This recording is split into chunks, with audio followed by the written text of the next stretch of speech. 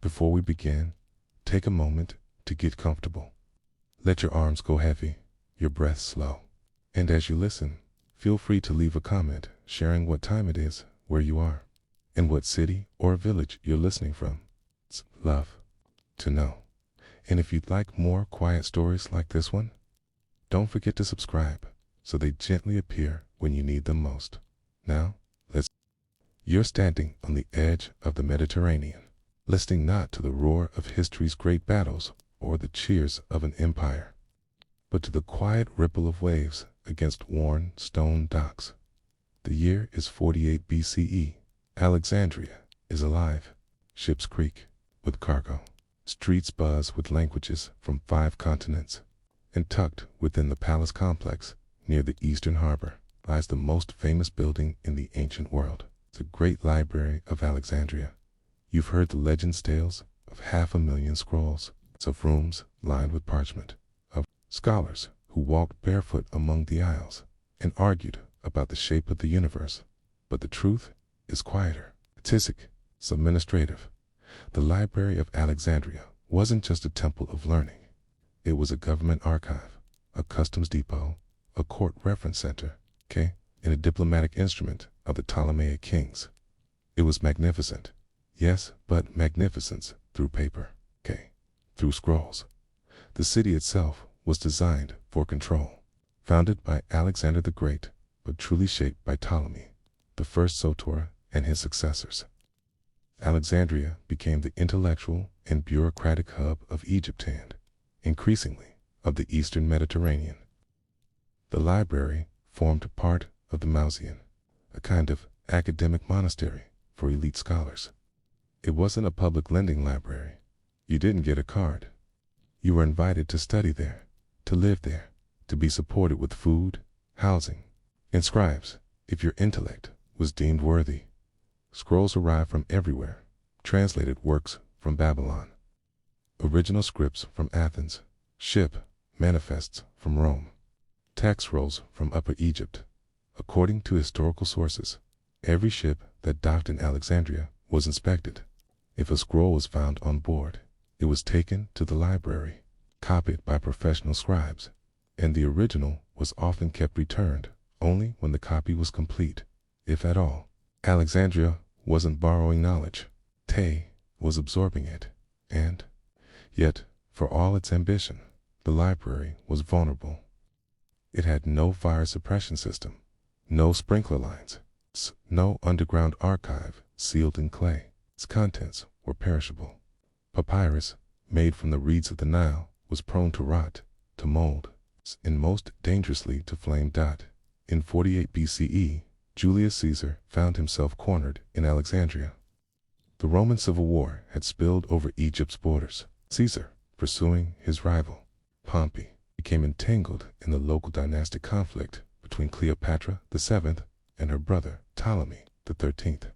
Hostilities escalated. Caesar found himself blockaded in the royal palace area near the harbor, facing attack from Ptolemy's forces. Caesar did what Roman generals often did when pressed by sea.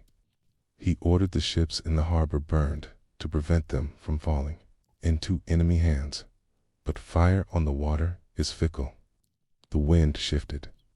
The flames leapt from vessel to vessel, and eventually they reached the docks, the portside granaries, and the warehouses, some of which were said to contain part of the royal archive.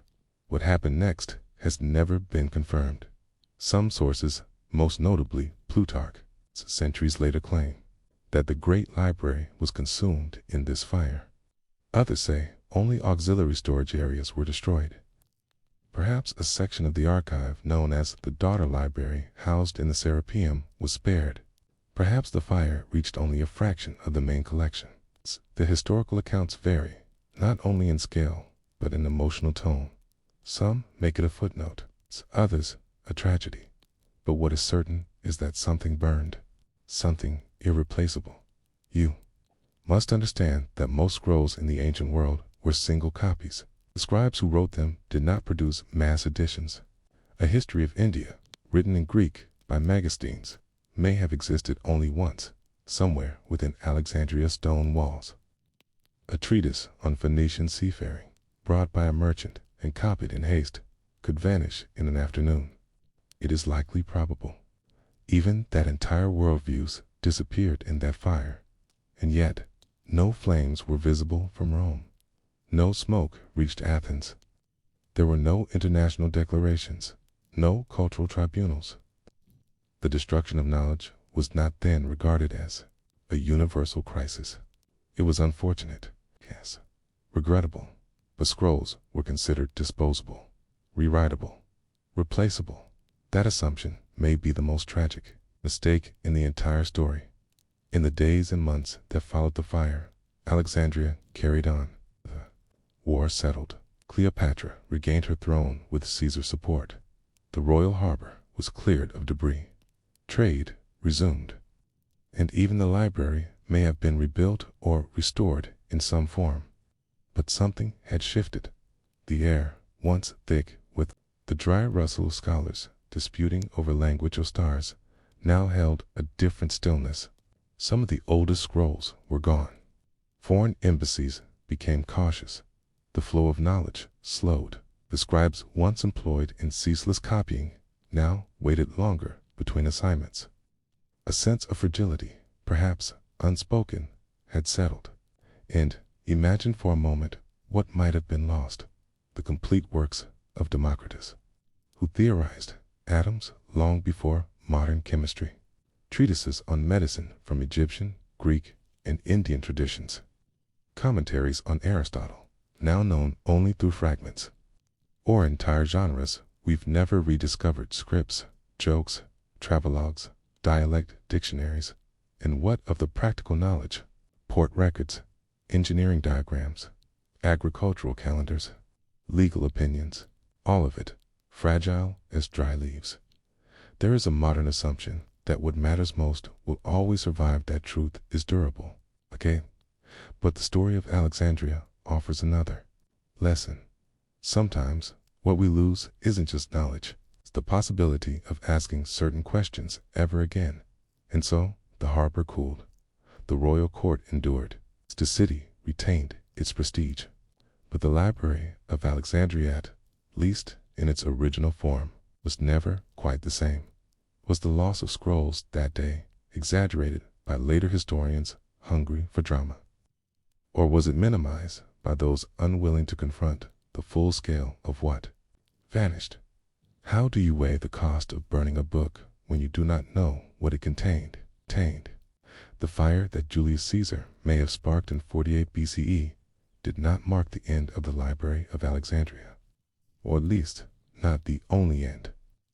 The history of the library, if it can be called a singular institution, is more like the fading of candlelight than the shattering of glass. Not one clear moment of destruction, but a slow dimming, a soft forgetting, quiet death, not marked by tragedy, but by filing errors, insects, key, and indifference. After Caesar's fleet burned and the flames licked the harbor district, there's evidence the Mausoleum and library was still functioning in the following decades. Strabo, the Roman geographer and philosopher, visited Alexandria around 20 BCE and described the Mausoleum as still active, a place where scholars dined together, where lectures continued, and where the rhythms of intellectual life remained undisturbed. But something was missing. The great library had once aspired to collect all knowledge, every scroll, every tongue, every discipline. It was imperial in scope and ambition. But after Caesar's fire, the collection never regained its former reach. The scrolls that were lost could not be duplicated. The trust of foreign rulers and scholars, once freely given to the Ptolemies, began to cool. And more importantly, the spirit of the place shifted. Under Roman rule, Alexandria became more pragmatic, less speculative. The philosophical debates grew quieter. The daily needs of governance, law, and record-keeping began to take precedence. What remained of the library began to resemble an archive rather than a sanctuary. Then came the SERAPEUM. Must understand, The library was never confined to a single building. The original structure was part of the royal palace complex near the harbor. But there was also a secondary collection housed in the Serapeum Grand Temple dedicated to the Greco-Egyptian god Serapis. This second library may have served as a kind of branch location, or perhaps even a public-facing version of the more elite inner archive. Over time, especially as the original library declined, the Serapeum may have taken on greater importance. It is here that many believe the last remnants of the Alexandrian scrolls were stored, but by the 4th century CE, the world had changed. The Roman Empire had become Christian. The philosophical tolerance of earlier centuries began to harden.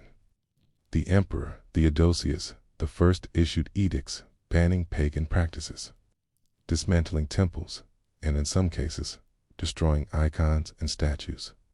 The Serapeum, being both a temple and a repository of classical knowledge, stood directly in the path of this cultural shift. In 391 CE, the Serapeum was attacked. According to accounts by Christian writers like Socrates, Scholasticus, and Theophilus, it was torn down by an angry mob. Statues were shattered, columns pulled down. What scrolls or manuscripts remained were not listed in detail, only hints, descriptions of books and instruments and idols being destroyed together. No one bothered to make a catalog before the flames arrived. What knowledge died that day? No one knows, but something else was lost to something, not measured in words or pages. Alexandria had once been a model of intellectual pluralism. The Mausian had hosted Babylonians, Greeks, Egyptians, Persians, Jews, and possibly even early Indian scholars. The library's contents were not just Greek thought, but translations and commentaries from across the known world. Atis, cross-cultural. Vision, this audacious idea that all wisdom could be gathered and compared in one place was extinguished after the Serapeum fell. The Alexandrian library in any recognizable form was no more. Scholars fled, the scribes scattered. The city became more provincial, its great lights fading into the daily fog of trade and bureaucracy. The age of scrolls ended not with drama, but with disinterest, and yet manuscripts persisted. Some scholars argue that fragments of the Alexandrian collection survived through quiet copying. Books that were duplicated before the fires, before the riots made their way to other cities, to Pergamon, to Constantinople, to private homes and monasteries. A few even passed into Islamic hands during the 7th and 8th centuries, translated into Arabic and preserved in Baghdad, Damascus, or Cordoba. But if you're looking for the full shelf, the master catalog, the original scrolls, they are gone. Not hidden, not buried, not misplaced, just gone. Let's consider one example. The works of Aristarchus of Samos, an ancient Greek astronomer who lived in the 3rd century BCE. He proposed, long before Copernicus, that the earth revolved around the sun. His heliocentric theory was radical. It was preserved for a time, discussed in Alexandria, copied and debated. Today, none of his original writings survive, only a brief description in a single treatise by Archimedes. What if Aristarchus had written more? What if his mathematical proofs had been stored in the library? What if they had survived? Would the scientific revolution have come sooner? Or take the case of Paracelsus, a Babylonian priest who wrote a 3-volume history of Mesopotamia in Greek. He lived during the reign of the early Ptolemies, and it's believed his works were housed in Alexandria. Today, not one full sentence remains, only later summaries. He wrote of flood myths, of gods and kings, of calendar systems and cosmology. His account may have held keys to decoding cuneiform centuries before it was rediscovered. Now, imagine this loss not once, but hundreds of times. Languages we never learned to decipher, genealogies of forgotten kings, agricultural techniques. K. Medical procedures. K's. Songs, comedies, letters, gone. And still, there's a strange irony. Despite all we've lost, the myth of the library remains. It is one of the most famous institutions in world history, and yet we do not even know what it looked like. No architectural plans survive. No confirmed ruins have been found. Archaeologists debate its exact location.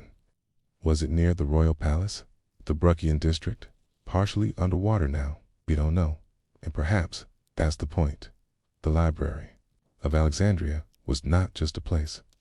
It was a symbol, a placeholder for everything we forgot to preserve, for everything we didn't know we'd miss. Its second death was quieter than the first, less dramatic than Caesar's fire, but no less final. The question is, were there other moments of survival that slipped beneath the radar?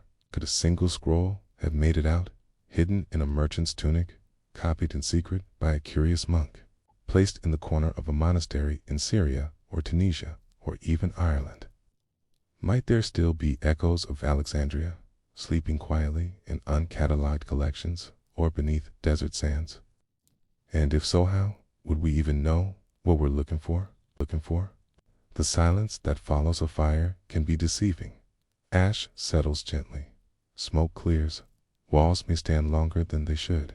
But what's lost is not just the structure or the contents. It's the chain of memory, the quiet string of references, the slow inheritance of knowledge passed from one reader to the next. The true death of the Library of Alexandria was not when flames touched papyrus. It was when no one remembered what had been there to begin with.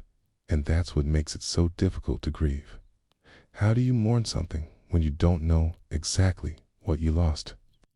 In this final section, we return not to the ruins of Alexandria since there are, in truth, no clear ruins, but to the lingering echoes of what may have survived elsewhere, scattered, misunderstood, mislabeled, somewhere in a dusty back shelf or under a mislabeled scroll in a monastery storeroom. The final whispers of the library may still exist, not as full shelves, not as glowing tomes, but as fragments, and sometimes fragments are enough. Let's begin with a word: palimpsest. A palimpsest is a manuscript that's been written on more than once. In the ancient and medieval worlds, parchment was expensive. When a scroll or a codex wore thin, it might be scraped clean and reused. But the ghost of the original ink never truly disappeared. Beneath prayers or commentaries, one might still glimpse geometry, history, or physics if one knows how to look. One of the most famous examples is the Archimedes palimpsest. It was discovered in a Jerusalem monastery in the 20th century, long after its Topli era, 13th century Christian prayer book had been cataloged. But under that visible script, scientists using ultraviolet and multispectral imaging discovered something extraordinary: lost writings by Archimedes that had been erased and overwritten centuries earlier. Among them was a treatise called The Method, in which Archimedes explains with remarkable clarity how he used infinitesimals to calculate areas and volumes. Some scholars have compared this to an early form of calculus 1,800 years before Newton. And where had that manuscript been? In Constantinople, possibly copied from older sources in Alexandria, quietly surviving, almost forgotten, nearly unreadable, but still there. That's the nature of history's erasures. They are rarely total. More often, they're muffled, masked by the noise of other priorities, other civilizations, other texts thought more important by someone long ago who could not possibly imagine what we would one day value. In a way, this story repeats across time. The vast majority of ancient Greek texts are lost. Of the more than 700 plays written by Sophocles, for example, only 7 survive in full. Of the works of Menander, once the most famous comic playwright in Greece, we had only fragments until, in the 20th century, and nearly complete play was found buried in the sand in Egypt, used to wrap a mummy, and yet we speak of the classics as if they were complete. As if we have all the wisdom they offered. We do not. Somewhere along the chain of centuries, choices were made. A monk in a scriptorium decided which book to copy next. Scholar fleeing a war had to choose what to carry. A fire, a flood, a misplaced chest penny. One of these could erase a civilization's voice. This is especially true for non-Western knowledge. Much of what the Library of Alexandria preserved was not originally Greek. Babylonian star charts, Egyptian medicine, Indian arithmetic translated into Greek, preserved in scrolls, sometimes referenced by Roman thinkers, and then lost. What if the library had preserved Sanskrit medical manuals that predated Galen? What if it held Chinese scrolls carried west along trade routes describing acupuncture or herbal formulas now long vanished? And what about Africa? Ptolemaic Alexandria stood at a crossroads. South of Egypt lay Nubia and the kingdoms of Kush, and Meru, whose own writing systems are still not fully understood today. Its scrolls traveled north to Alexandria, translated into Greek by curious scribes. We don't know, and the silence is louder than any denial. We do have some hints, those faint footprints in the early Islamic world. After the 7th century CE, there was a remarkable translation movement in places like Baghdad. Scholars at the House of Wisdom collected, translated, and preserved Greek texts that might otherwise have been lost forever. Many of these were said to have originated from Alexandria or from regions once part of its orbit. Figures like Hanan ibn Ishaq translated medical texts from Greek into Arabic, later retranslated into Latin and influencing medieval European medicine. Much of what we now know about Galen, Aristotle, or Euclid passed through Arabic hands. So was this a second life for the Alexandrian corpus? Maybe, or maybe it was just a miraro, parallel impulse in a different time and place. But it raises the question, did any original scrolls survive the fall of Alexandria, the fire of the Serapeum, the long disinterest of late antiquity? Possibly, but if they did, they are now unrecognizable. The real loss is that we don't even know what to look for. The library had no surviving catalog. A scholar named Callinicus, who lived in Alexandria, is said to have created a Panexa, kind of subject index of authors and works. It may have listed over 120,000 scrolls. That catalog is gone. Imagine a world where we still had it. Even without the texts themselves, we would at least know their titles, their authors, their subjects, a list of dreams deferred. But even that, too, was erased. So we are left with myths, stories that exaggerate or simplify the library into a single moment, a single building, a single fire. But in truth, its erasure took centuries, and that may be the most sobering part, because it wasn't destroyed by enemies or burned in a single day. It was undone slowly by bureaucracy, politics, budget cuts, neglect, and finally, irrelevance. And maybe that's the real lesson. Knowledge doesn't need to be burned to be lost. It just needs to stop. It just needs to be stored in a language no one reads, on a shelf no one opens, in a place no one finds. And today, you live in a world filled with digital repositories, online archives, scanned documents, and yet the same risk lingers. What are we preserving now that no one will know how to read in 500 years? What great thoughts are being published in file formats that will one day be inaccessible? What critical ideas are locked behind paywalls or buried in patent filings? The fate of the Library of Alexandria is not just a tragedy of the past. It is a mirror, and perhaps the most haunting question isn't what was lost, but what might still be found, if only we knew how to look. What overlooked archive, what dusty folio, what mislabeled drawer holds the next rediscovery, not just of texts, but of ways of seeing, ways of being, ways of knowing. And so we end, not in fire, not in mourning, but in quiet curiosity. What would it feel like to open a box in an old monastery and find a scroll that speaks with a voice no one has heard in 2,000 years?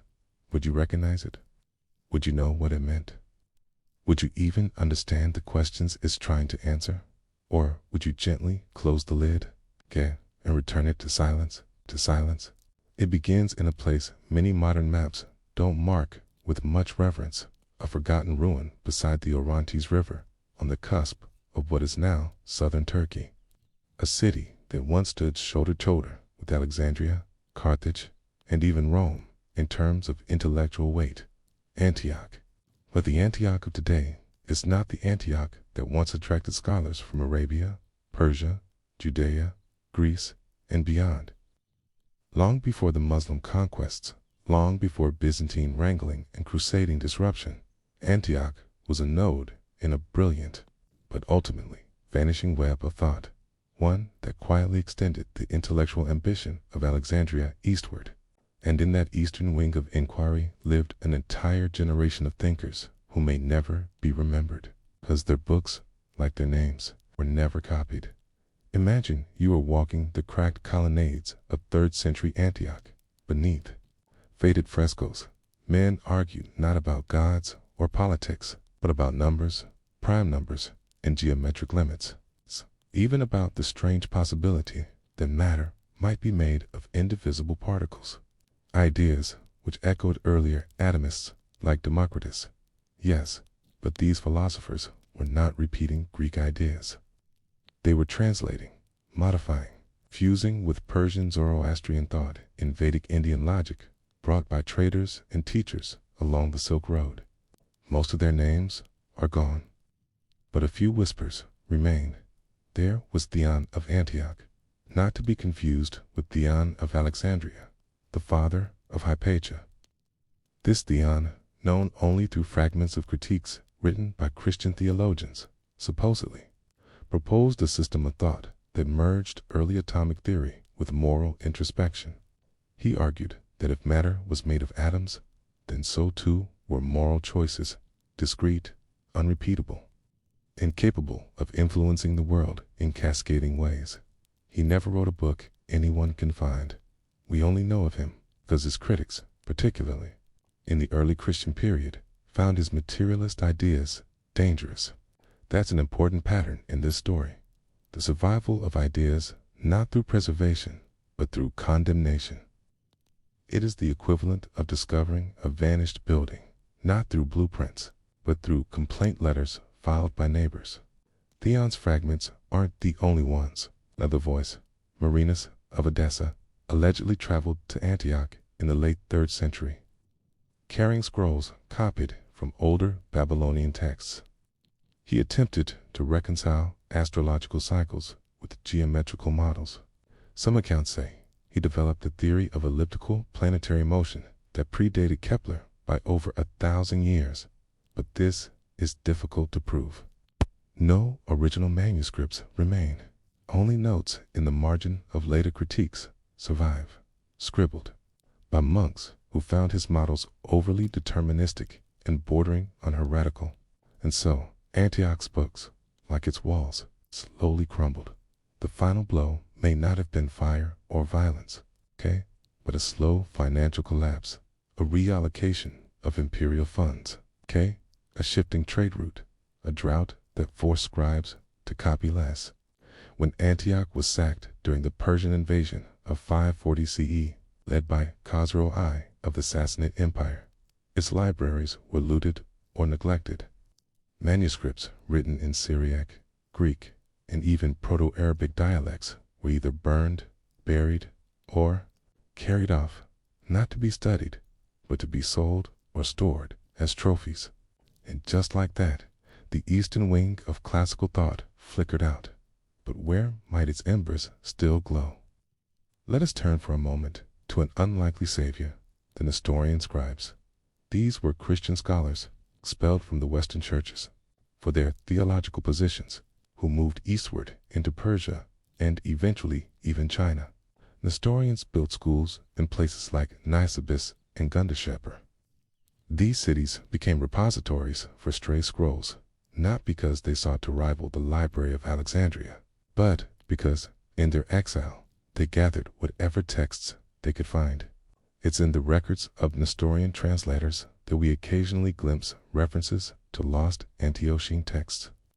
They speak of the followers of the geometry of fire, and of debates about the indivisible breath of soul. Strange phrases that do not appear in canonical Greek philosophy. These are not poetic illusions. They are echoes of real schools of thought. Come, now erased from the tree of Western memory. And then there's Dura Europos, the Roman border city that sat between Mesopotamia and Syria, near the Euphrates. When it was excavated in the early 20th century, archaeologists expected little more than Roman fort remnants. Instead, they found one of the most diverse libraries of graffiti, inscriptions, and partial scrolls ever uncovered in Greek, Latin, Aramaic. Among the finds was a parchment fragment referring to a book titled On the Voices of Stones. No author, date. It was a philosophical treatise, apparently on the symbolic properties of geological materials. Quartz, basalt, and pumice were described not just physically, but morally, as metaphors for temperaments and logical clarity. Nothing else is known about the book. Its pages were shredded, its ink nearly faded. But one wonders, was it taught in Antioch? Was it ridiculed, praised, forgotten? And why, above all, was it never copied? That brings us to a harsh truth. Books don't survive because they are wise. They survive because someone decided they were worth copying in parchment, in ink, by candlelight, one letter at a time. Copying a scroll was not a mechanical task. It was a moral decision, an investment of time, labor, and precious materials. And so, when Antioch declined, its books didn't burn. They just stopped being copied. Scribes began favoring theological works, commentaries on known philosophers, liturgical poetry, political treatises. And slowly, the marginal thinkers, the ones who dreamed in overlapping metaphysics, who questioned atoms and orbits, were left to dust. You might ask, could any of those lost Eastern thinkers have changed the course of modern science? Had their ideas survived?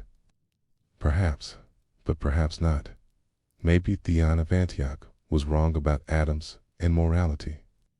Maybe Marinus of Edessa's planetary theories were mathematically elegant, but observationally flawed.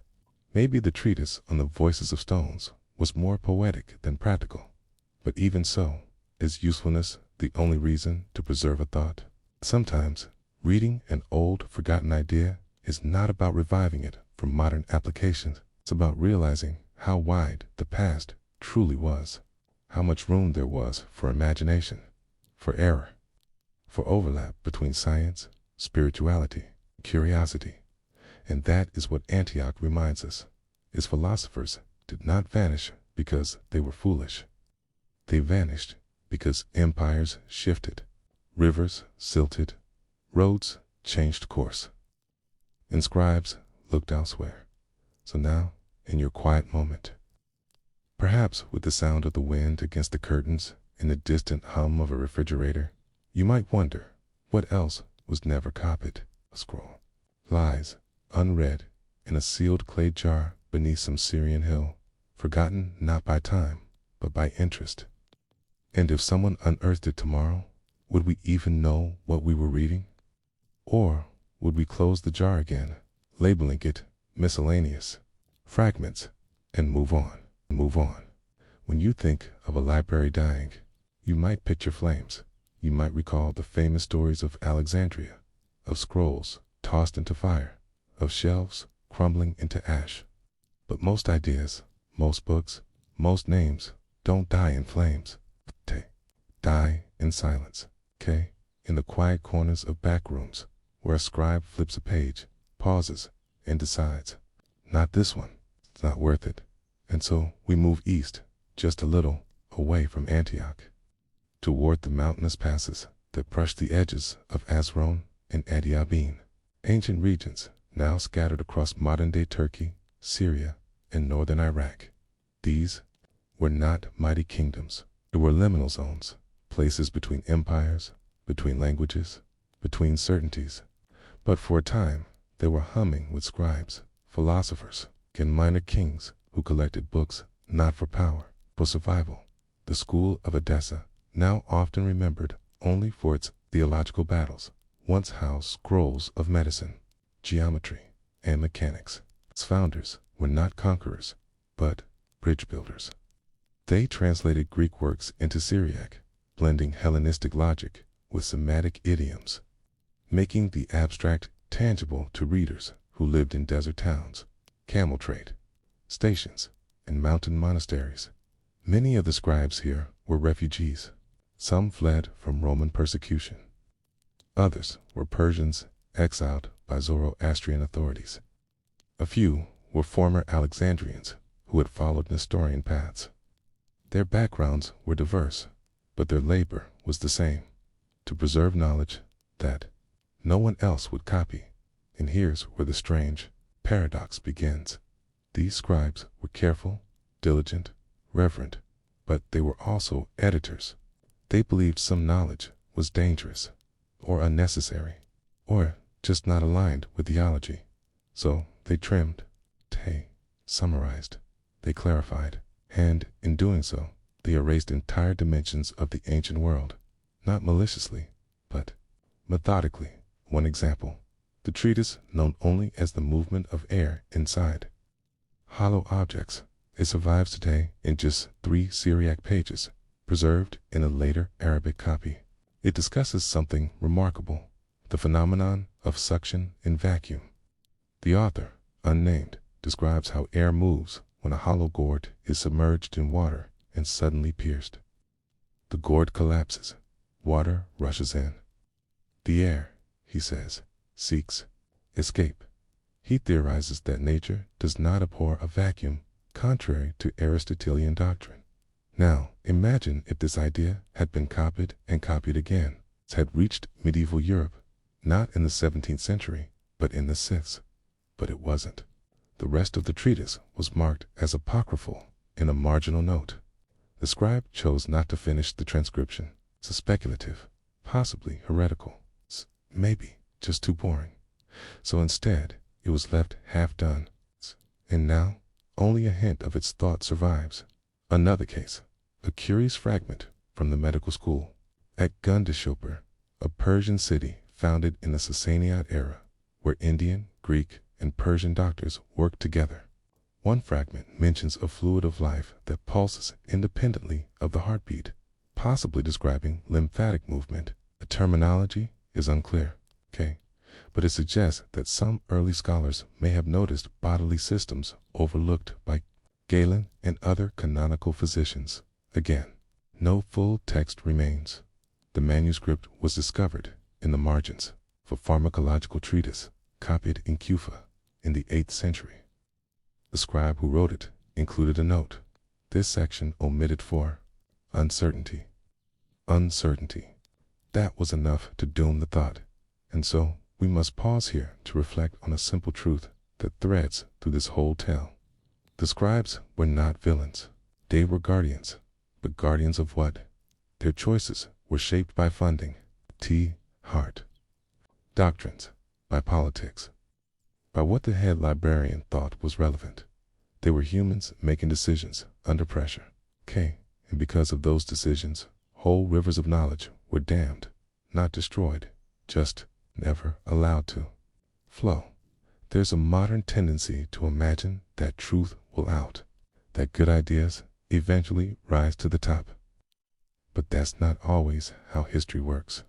Sometimes ideas don't die because they were wrong. They die because someone had to choose which scroll to copy that winter. And vellum was expensive, and still, these forgotten thinkers echo faintly through time in the Islamic Golden Age. Many Greek and Syriac texts were translated into Arabic. Some of the Antiochian and Edison ideas survived here, barely. Commentaries on lost works were embedded inside other commentaries, marginalia inside marginalia. Tia, there is a text called Kitab al-Hil, the Book of Ingenious Devices, written in Baghdad in the 9th century by the Banu Musa brothers. It includes automata, hydraulic mechanisms, and clever pneumatic machines. Some scholars believe the ideas behind it were older, possibly derived from Antiochian or Babylonian manuscripts. There is mention of an Eastern mechanic whose name is never given, but whose designs involve valves, pressure, and self-operating gates. Could that be a ghost of the vanished school? We'll likely never know. And that brings us to a broader question. What is the cost of losing an idea? We often think history is about kings and wars. But imagine if instead of celebrating the emperor who built a wall, we remembered the scribe who chose to copy a medical diagram instead of a battle poem. What kind of civilization would that be? And even today, what gets copied? In your modern world, the equivalent of a scribe might be an algorithm, a filter, a trend. The ideas that get shared, liked, echoed, they become your memory. The rest, they fade. Perhaps, then, this tale of forgotten Eastern philosophers isn't just about the past. It's a mirror. You might ask yourself, what ideas are you not copying? What are you ignoring simply because it's not popular, because it doesn't fit? Okay. And what knowledge buried in some ruined monastery or silent archive could have changed everything had someone, somewhere, simply said, yes, this one is worth preserving. By the time the Byzantine Empire began to reassert its control over parts of Syria and Mesopotamia in the late 6th century, many of the once bustling centers of learning had quieted. Not because the thinkers had gone, but because the environment around them had shifted. Edessa, once called the Athens of the East, was now viewed as a theological liability. Its Christian scholars were deemed heretical by Constantinople for their Nestorian leanings. The school was closed in 489 by Emperor Zeno, driving its scribes eastward toward the more tolerant Persians in Nisibis, and beyond that, to the legendary city of Gundashopur in Persia. Gundashopur is one of the great almost in the history of forgotten knowledge. It didn't have the flair of Alexandria, nor the fame of Athens, but for several centuries was a quiet powerhouse. Here, Syriac, Persian, Indian, and later Arabic scholars met to exchange ideas. They translated Sanskrit treatises on medicine and logic. Debated the theories of Galen, not always agreeing. They studied mathematics, not merely as abstraction, but as a tool for astronomy and irrigation. It was here that one of the last copies of Heron of Alexandria's lost works may have survived, not in Greek, but in Syriac, and then in Arabic, where it influenced later Islamic engineering texts.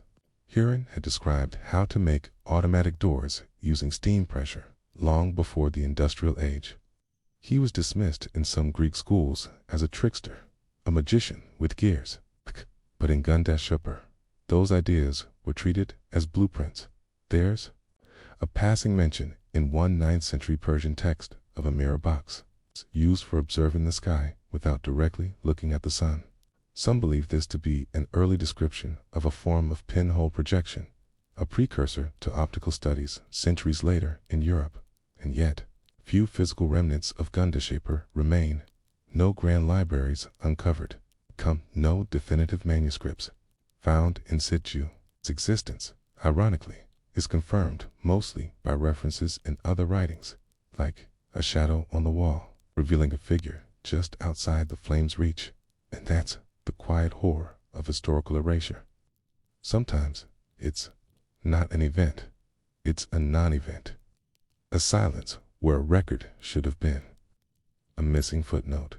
A book that was never cited. What makes this erasure even more poignant is how it coincided with moments of cultural collision, when the Muslim Caliphate expanded in the 7th century, conquering much of the Persian and Byzantine worlds it inherited. The ruins of these scholarly traditions and the early Abbasid rulers, particularly those in Baghdad, were keenly interested in preserving and translating knowledge. They gathered Syriac and Persian manuscripts and had them translated into Arabic. In the House of Wisdom, Beit al-Hikmah, scribes and scholars from many backgrounds worked side by side. It was a rare moment of cross-cultural generosity. For a few centuries, the wisdom of Antioch, Edessa, and Gundisheper echoed in Arabic form. But, again, only the texts that were copied survived, and copying had its rules. If the treatise seemed useful medicine, geometry, astronomy, it made the cut. If it was mystical, or too speculative, or not aligned with Islamic theology, it was left behind. So we return again to the subtlety of the loss. There is a Syriac fragment, quoted only once in a 10th century Arabic philosophical letter, that describes the motion of meaning through a mind as wind moves through a reed. Scholars aren't sure what that even means. Some interpret it as an early metaphor for thought transmission, a kind of prefiguration of neuromodeling.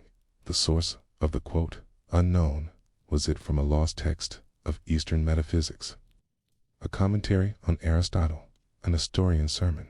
We may never know, because that single quote, one line, is all we have, and so we are left trying to reconstruct an entire continent of thought from scattered pebbles. Even worse, many of the texts we do have are filtered through layers of translation. A Greek original, summarized in Syriac, interpreted in Arabic, and then retranslated into Latin centuries later. At each stage, scribes adjusted terms to fit their worldview.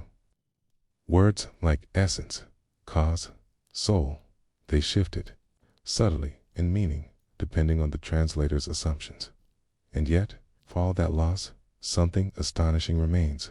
Traces in language, in technique, in strange, explained similarities across distant texts. Consider this, the Book of Optics by Ibn al-Haytham, written in the 11th century, revolutionized understanding of vision and light. Western historians often credit him with pioneering empirical optics, but Ibn al-Haytham cites older works, now lost, which he describes as from the school of the East. Who were they? Did he mean Gundisheper, or earlier? Or a line of thinkers whose names have been lost even to him? The problem with erasure is not that it's complete, it's that it's incomplete. It leaves just enough to haunt us, and it's here that we must consider the daily life of the forgotten philosopher, not the grand thinker, but the ordinary scholar, a middle-aged man in Edessa, hunched over a worn copy of Galen, making margin notes in his own dialect.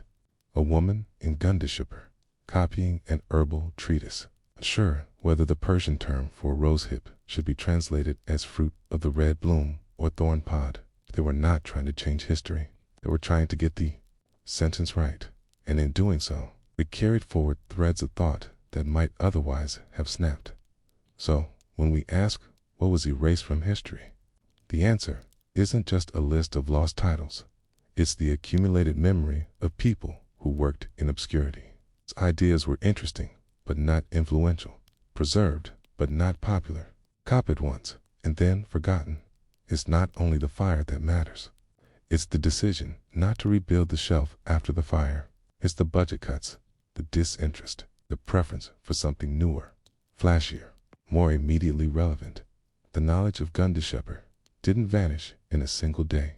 It faded, slowly, as scribes found other jobs, as paper costs rose, as caliphs lost interest, as Mongol invasions disrupted trade and scholarship, and now it's dust dot, except for those few lines, those hints, those whispers in other books. And so, the next time you hear that knowledge is power, consider this. Sometimes knowledge is fragile. Sometimes power decides which knowledge gets remembered. And sometimes the most brilliant idea in a generation can vanish because a single scribe said, "This one's not worth the ink." The Nile at Aswan doesn't rush, it meanders. The current is quiet, as though even the river knows this place is older than time. On the small island of Elephantine, now nestled between tourist boats and archaeological ruins, once stood a city that watched kings come and go, dynasties rise and fall, and languages be forgotten like sand scattered in wind. Elephantine was not grand in the way of Thebes or Memphis. It didn't glitter with monuments or gold. Instead, it listened. It listened to whispers traveling down the Nile, to foreign merchants arriving from Nubia, and to quiet scribes who recorded it all in dull ink on scraps of worn papyrus. And it is here, among storage pits and ruined mud brick walls, that archaeologists found a remarkable thing: the Elephantine papyri. They were not stories of gods or epic wars, no heroes or mighty speeches. They were, instead, ordinary, so ordinary that their survival feels like a kind of miracle. Among the more than 175 documents recovered, some in Aramaic, others in Demotic Egyptian, some even in Greek, you'll find rent contracts, marriage agreements, letters from family members, records of flour rations, and the names of people who had no ambition to be remembered. One man was paid 3 debens of silver to repair a granary door. Another loaned a neighbor a sack of barley on the condition it be returned before the next flood. A woman named Miptahiah wrote to her son about a dispute over a courtyard wall. She was angry, not dramatically, but with the quiet sharpness that mothers perfect across centuries. At first glance, these scraps of life might seem insignificant, but within their folds, something astonishing is revealed. A multicultural community of Jewish, Egyptian, Aramean, and Persian residents living side by side in the 5th century BCE. Centuries before tolerance became a political ideal, Elephantines, Jewish residents had built a temple to Yahweh. This might surprise modern listeners, since the great temple of Jerusalem was meant to be the only one. But here, hundreds of miles south, in Upper Egypt, a small, tightly knit group practiced their version of Judaism, sacrificing animals, keeping festivals, observing their laws, all in a place where the desert met the water, and the water met the sky. They weren't priests. They weren't scholars. Many were military colonists, sent by the Persian administration to guard the southern border. Others were artisans. Some scribes, and their papyri dated, signed, witnessed, offered one of the only continuous civilian records from the hegemonant Persian Empire outside of Persia itself. But the most curious thing is not what they wrote, it's how carefully they wrote. Ink was expensive, papyrus even more so. And yet, a wedding contract between a man named Ananiah and a woman named Temet was drawn up with careful legalese, witnessed by multiple parties, sealed with scribal flourishes. It lists her dowry, 1 bronze mirror, some textiles, a pair of sandals. It even outlines what should happen if they divorce. This was not law written by a state. It was law written by the community, adapted from Jewish custom, influenced by Persian legal structures, and shaped by Egyptian administrative practice. A scribal hybrid, a cultural fusion, which makes what happened next feel all the more tragic. Around the year 410 BCE, Temple of Yahweh at Elephantine was destroyed, not by foreign invaders, but by the priests of the local Egyptian god Khnum, whose temple stood nearby. The reasons are murky. Some say it was a reaction to the animal sacrifices the Jews performed, which offended Egyptian sensibilities. Others believe it was an assertion of religious dominance after the weakening of Persian control. Either way, the destruction wasn't just physical. It erased the story. The Jewish community of Elephantine wrote desperate letters preserved among the papyri, asking Persian officials and Jerusalem dignitaries for permission to rebuild. Some were granted, those were ignored, and then, over time, the community dwindled. The papyri stopped, the names fade. By the end of the 4th century BCE, the Jewish temple was never rebuilt. The scribes stopped writing. The walls cracked. The flood came and went. The people moved on, and the world forgot there had ever been a Jewish temple in Egypt until 19th and 20th century archaeologists, digging beneath layers of later Roman occupation, began to find scraps. At first, they didn't know what they had. What do you make of a letter that says, "My neighbor has blocked my well, and the water no longer reaches the sycamore"? Who was the neighbor? What sycamore or another? Let the grain be counted again. The measure was not honest. I saw it. No signature. It's just a claim, carved in fading ink. These were not stories of greatness. They were complaints, contracts, bureaucracy, grievances, and requests. All the mundane paper pushing that makes up a society.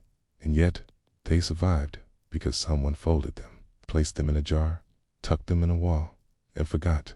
We can imagine a scribe, probably seated on a low reed mat, a wooden pallet balanced on one knee, carefully copying the words dictated to him.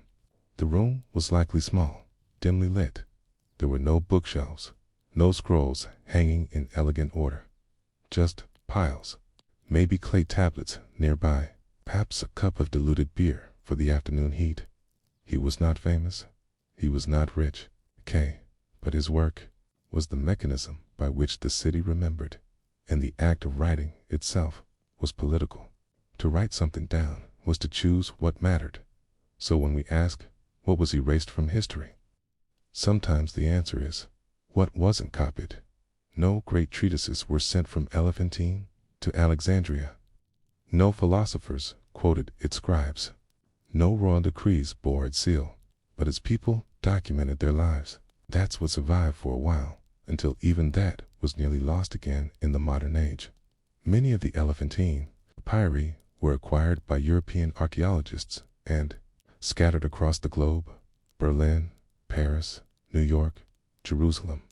For decades, they were stored in boxes, barely translated. Some were cataloged as miscellaneous, others were misplaced. It wasn't until the late 20th century that scholars began to reconstruct the archive, tracing the names, events, and legal formulas to stitch together a forgotten civilization. Today, when we speak of history, we usually mean the powerful, the kings, generals, temples, and wars. But the scribes of Elephantine were none of those. They were bureaucrats of the BORDERL. And yet their words, or petty disputes and grocery lists, have outlasted empires. Isn't that a strange kind of legacy? To write not for eternity, but for tomorrow. To document not greatness, but sufficiency. To record not glory, but continuity. And so we ask again, what else might have been written by people like them? In other towns along the Nile, or on the Tigris, or in the hilltop villages of the Levant, but never found, never stored, never remembered.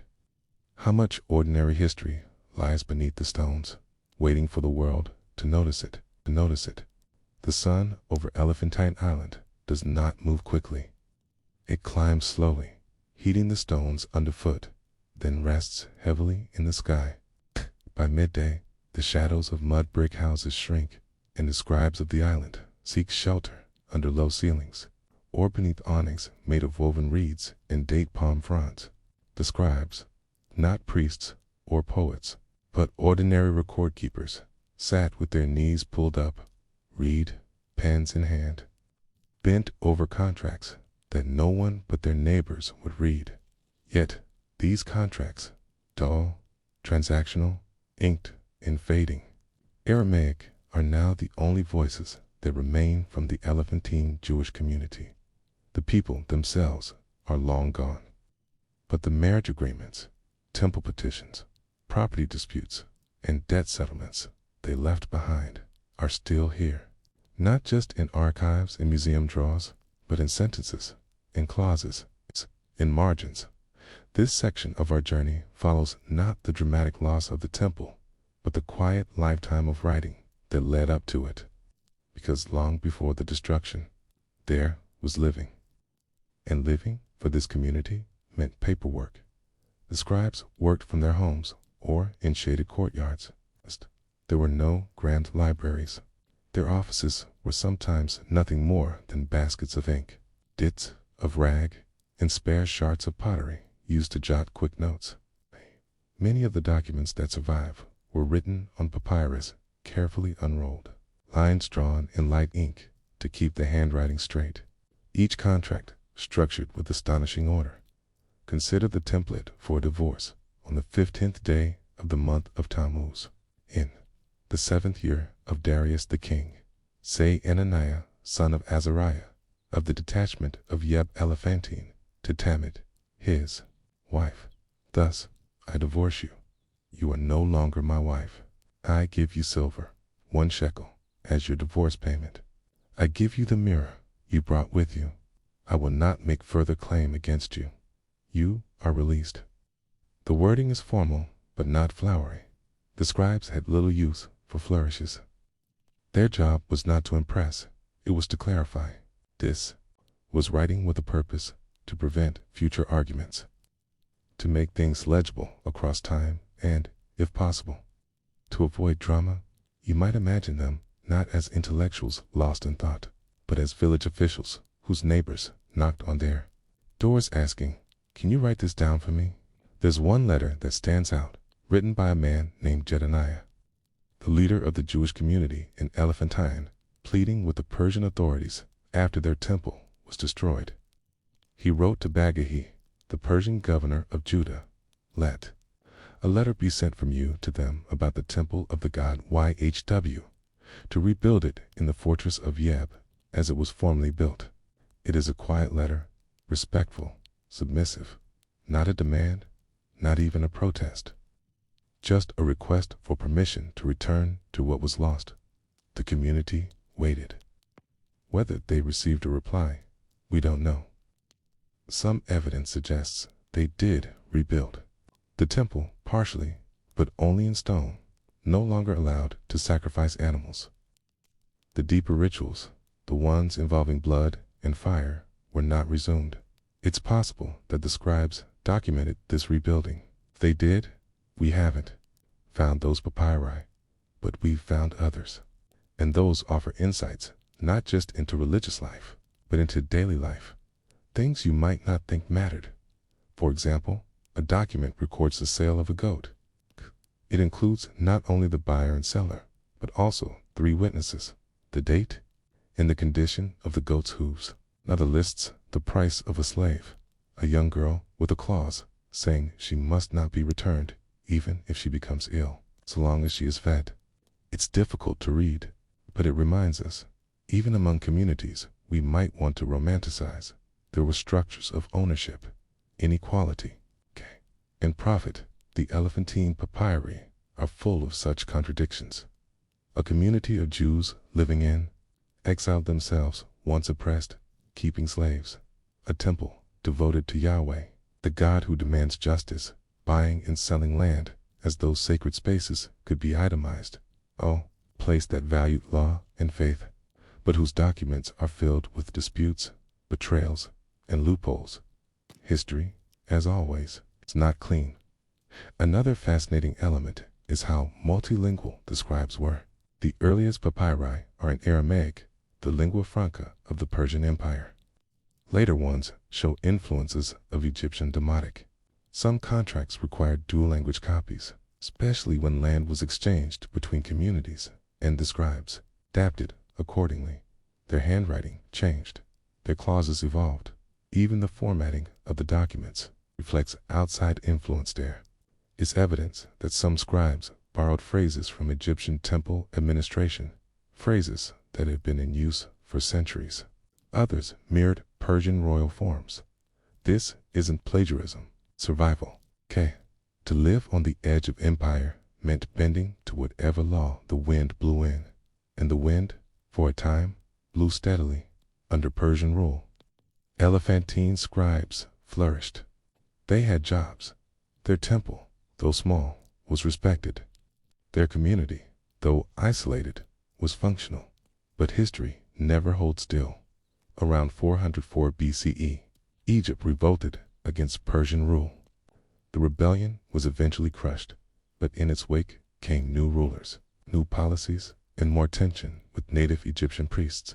It's in this atmosphere that the destruction of the temple took place, but in truth, the seeds were sown much earlier, not in conflict, but in paperwork, for decades. The priests of Khnum had petitioned Persian authorities to limit the activities of the Jewish community. They cited religious offense. They claimed violations of sacred space, and their letters were written with the same ink, the same formality, the same scribal discipline. It became a battle of documents, and in the end, one community lost not just its temple, but its story, because most stories are lost. Think of how much depends on one jar, buried and forgotten. It's one dry corner of one house, where papyrus didn't rot. One cautious scribe who tied his bundle with extra care. We only remember Elephantine's Jews because of these accidents, which raises the question, how many similar communities were forgotten entirely? How many borderland scribes wrote letters that no one read? How many temples were erased, not by fire, but by time? Today, as archaeologists piece together these broken pages, they do so with reverence, not for greatness, but for continuity. The scribes of Elephantine may have thought they were writing for their own generation, to settle disputes, to track debts, to keep marriages stable. But in fact, they were writing for us, and maybe they knew that. Maybe they didn't. But it's comforting to think that in every letter they folded, in every line they inked, they left behind a quiet defiance. We were here. We mattered. And though our temple is gone, our words remain. What might we still learn from their words? As we read them, line by line, through layers of dust, and who else still buried is waiting to be remembered. By the end of the 5th century BCE, Elephantine was no longer a quiet miracle of cultural coexistence. It was a shadow of its former self, not ruined, not abandoned, but dulled by attrition. Life continued, but the rhythm had changed. The Jewish community on the island did not vanish all at once. There was no dramatic final scene, no sword-bearing invaders sweeping through the alleyways, no blazing temple engulfed in fire. Instead, it was the steady erosion of recognition, the slow decline of administrative support, religious freedom, and ultimately visibility. Their story ended the way so many ancient stories end, not with destruction, but with a lack of paperwork. Let's return to the scribes. Imagine a man, middle-aged, perhaps named Nathan or Ananias, seated at his low table. He smooths a length of papyrus with his left hand while dipping a reed pen into a lump of hardened ink with his right. There's a breeze through the doorway, and it rustles the corner of a stack of contracts. His daughter is sweeping the courtyard. A neighbor knocks, asking if he'll be available to witness the sale of a small field by the northern well. He nods, quietly, the way scribes do. This might have been any ordinary day. But perhaps it is also one of the last days that this particular Jewish scribe would ever be asked to write a contract in Aramaic on behalf of a community that, by then, had dwindled to a fraction of its former presence. The temple had been rebuilt, in part, as mentioned in earlier documents, but its power never recovered. It lacked the authority it once wielded, and with it went the sense of legitimacy. Worship continued, but now only through private prayer and small offerings. The priests lost their influence, and the scribes, who were once tied to the legal life of the temple, found themselves relegated to the margins. They continued to write, of course, but their patrons were fewer, the contracts thinner, and soon, it seems, the supply of papyrus ran out altogether. The last documents we have from Elephantine date to the very end of the 5th century BCE, and then, nothing, no dramatic letter of farewell, no summary of exile, No inventory of belongings. Packed away. Silence. Some scholars suggest that many families simply left. They migrated north to Memphis, or further still, toward Jerusalem, where some form of Jewish community persisted. Others may have converted or assimilated into the local Egyptian culture, and some may have stayed on Elephantine, but without the resources or authority to continue the scribal tradition. What remains is a strange echo, an island that once held a thriving, literate minority, quietly absorbed into the sands of time. In modern archaeology, we piece this together not through relics of power, but through the most ordinary scraps, a broken seal, a poorly spelled receipt, a forgotten child's name written in a margin. And yet, these small fragments raise enormous questions. How does a literate community, well connected to a major empire, simply vanish? How do so many names, hundreds of them listed in contracts and ledgers, disappear from the historical map? And, perhaps more unsettling, how many others have done the same? Elephantine is not unique in its silence. All across the ancient world, there are communities whose voices flickered for a generation or two and then went dark. Merchants in Susa, who once sent letters along the Tigris, Greek-speaking scribes in the Nile Delta who recorded customs violations. Temple servants in Anatolia who filed requests for roofing repairs in every case. Their documents suggest a world full of mundane concerns and a people who believed, perhaps, that writing it down would help them endure in this sense. The scribes of Elephantine weren't chroniclers of greatness. They were bureaucrats of survival. They made the ordinary legible. They made families legible. And in doing so, they gave shape to the quiet complexity of ancient life, something rarely captured in the sweeping histories of kings and wars we know. For instance, what food they bought.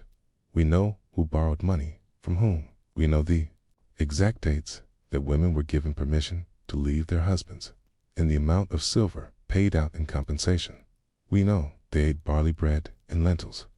We know they had cats because there are drawings in the margins that appear to be exactly that. We know one of them was named Tamid, and she once threatened to return a goat because it was thin and unfit for sacrifice. We know all of this because someone wrote it down, and then someone else, thousands of years later, unrolled a scroll from the sands, squinted at its fading ink, and whispered it back into existence. The final papyrus, chronologically, from Elephantine is a routine property agreement.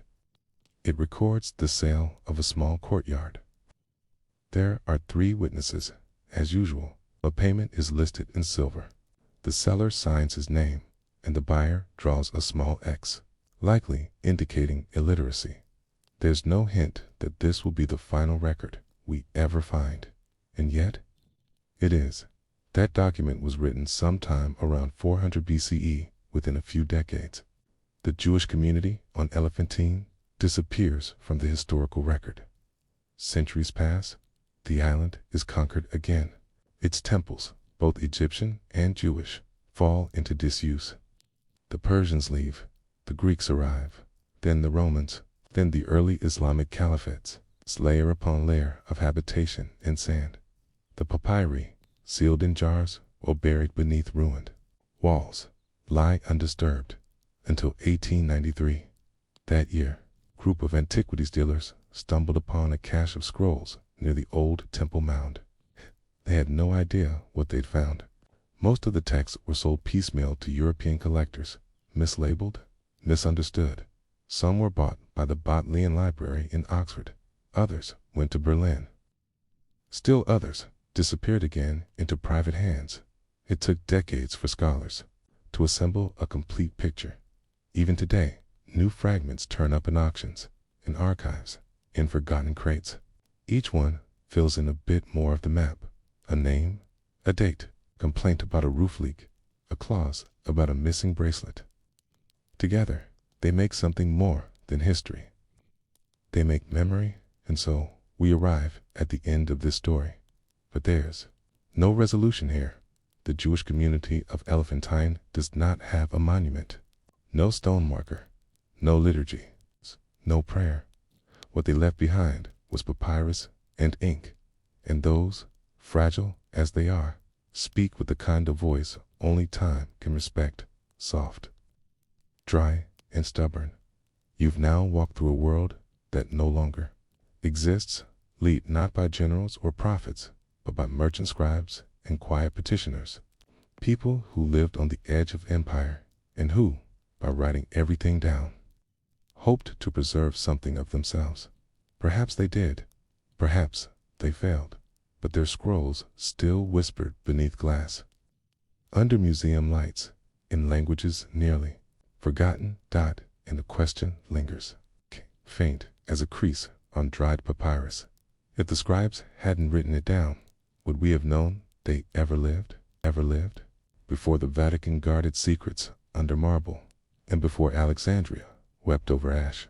There was another place, inland, mountainous, aligned with winding rivers, where books disappeared by command, not by fire alone.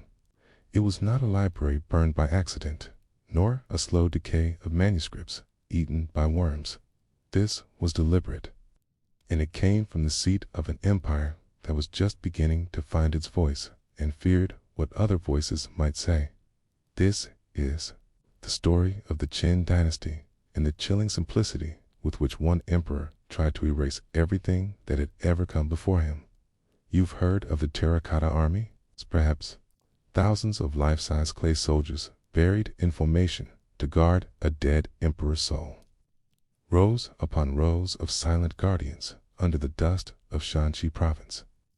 But behind the spectacle of those statues lies something quieter, the silence of burned pages, buried books, and erased wisdom. We begin not in death, but in the early years of Qin Shi Huang's reign. He was China's first emperor, a man of grand ambitions, severe reforms, and a hunger for permanence. Before him, China was a fractured landscape of warring states, each with its own customs, its own writing styles, its own dusty shelves of bamboo texts and leather-bound scrolls to unify a people. Qin Shi Huang believed you had to do more than build roads and knock down borders. You had to unify thought, and so came one of the most infamous acts of censorship in human history. The year was 213 BCE. A decree was issued, simple in wording, massive in consequence. All private collections of philosophical texts, historical writings, and poetry unrelated to state-approved topics were to be surrendered. Any copies of the Book of Documents, the Book of Songs, or the works of rival thinkers, especially the Confucians, were to be burned. Only works on agriculture, medicine, and divination were exempt. Anything that posed a threat to ideological control was now considered a danger to the state. The reasoning was clear, at least from the emperor's point of view.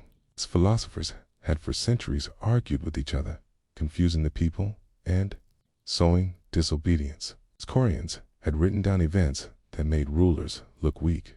Poets had glorified the old states, the enemies of Qin.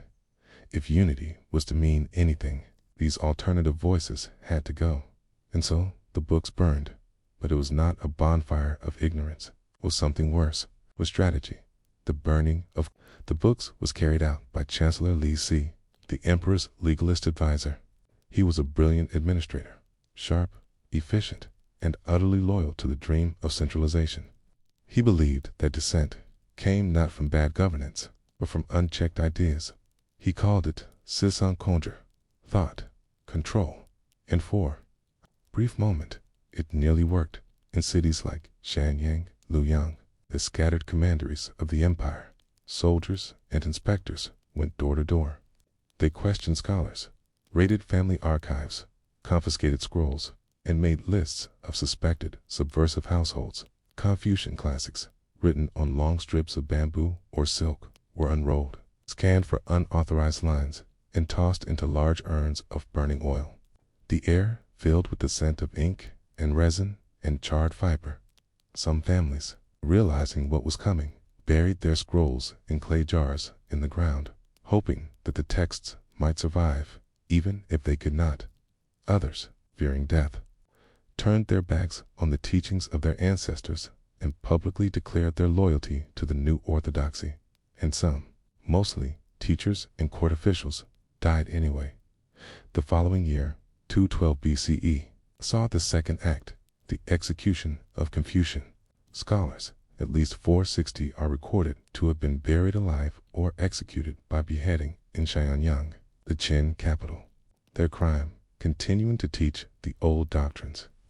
To write using band names, to quote from memory books that no longer officially existed. Imagine that for a moment. A world in which memory itself became a liability. If you could recite a poem that no longer appeared on the official scrolls, you were dangerous. If you remembered the name of a philosopher whose writings had been banned, you were suspect. And if you attempted to reconstruct the past, a history that the emperor no longer recognized, you were guilty of treason. It is hard, from the comfort of the present, to grasp the scale of this mental demolition. Because what the Qin were attempting was not just to rewrite law or tax codes. They were trying to sever the chain of cultural inheritance.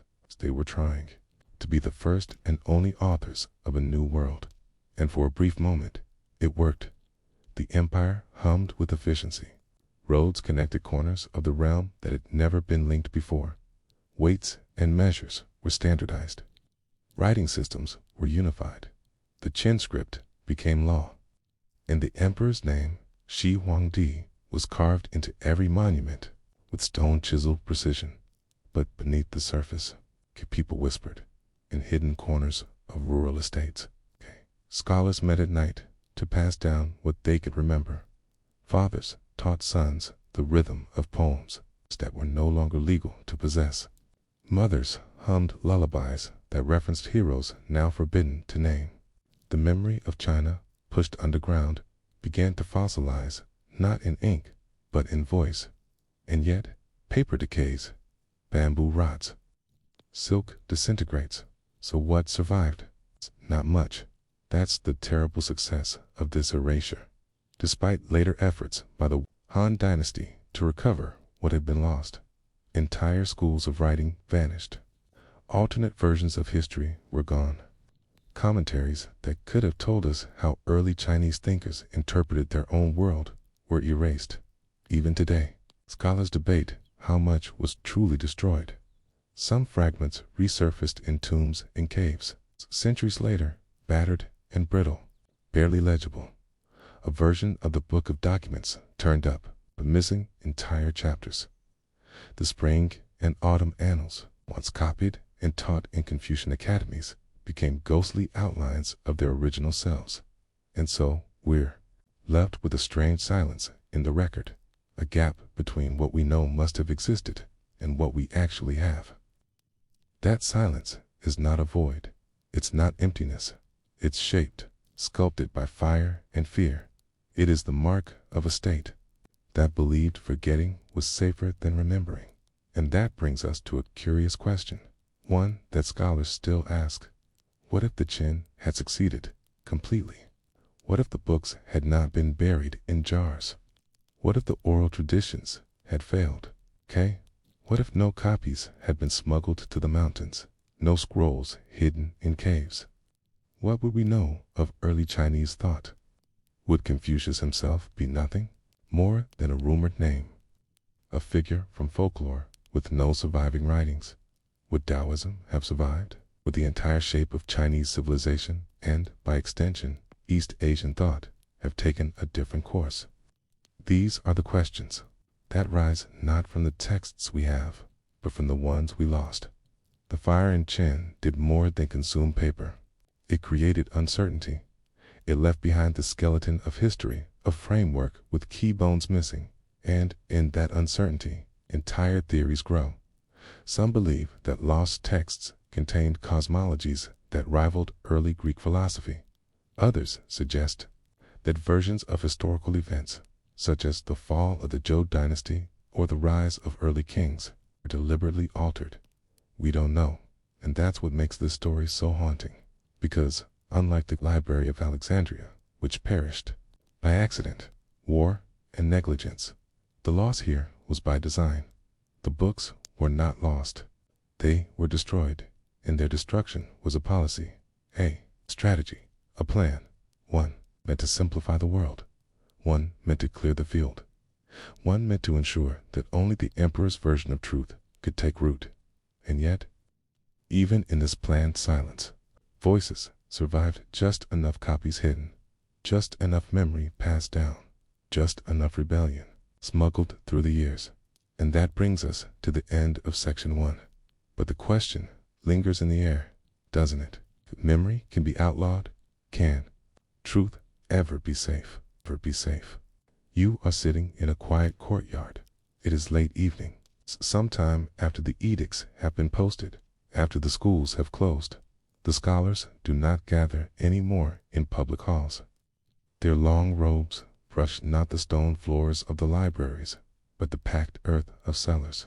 There is no incense now, no bells ringing in ceremonial rhythm. The books are gone, and yet the words remain, because memory, though fragile, can be stubborn, and rebellion, though buried, will grow. Let us now turn our attention not to the emperor or his grand projects, the roads or walls or statues carved with commands, but to the forgotten individuals who resisted this erasure, not with weapons, but with patience. The scholars, the scribes, the readers of banned texts. They who copied with charcoal and hushed their teachings like lullabies. The Qin dynasty's infamous Fenshu Kunru, the burning of books and burying of scholars, was not universally accepted. Even among officials loyal to the emperor, there were murmurs. Men of letters knew what was being lost. They had studied the scrolls of the warring states. They'd memorized passages from the Shijing or Book of Songs from youth.